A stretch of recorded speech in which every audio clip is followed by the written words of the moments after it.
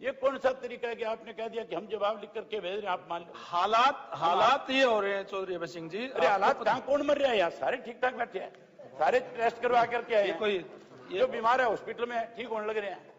नहीं तो आप अभी हमको और रिस्क नहीं ले सकते ना, और ज्यादा लोग बीमार हो जाएंगे। 3 दिन रोजाना अखबारों में स्टेटमेंट देते, 26, 27, 28 3 दिन हाउस चलाएंगे। हमारा दिमाग खराब था, हम 300 में चल करके आज फजूल में दस्तखत करने के लिए। अब जब हाउस चल रहा है तो यहाँ बुलाया, यहाँ 800 लोग तैनात है अब। नहीं, आपने हमें यहाँ किस लिए बुलाया ये बताओ ना?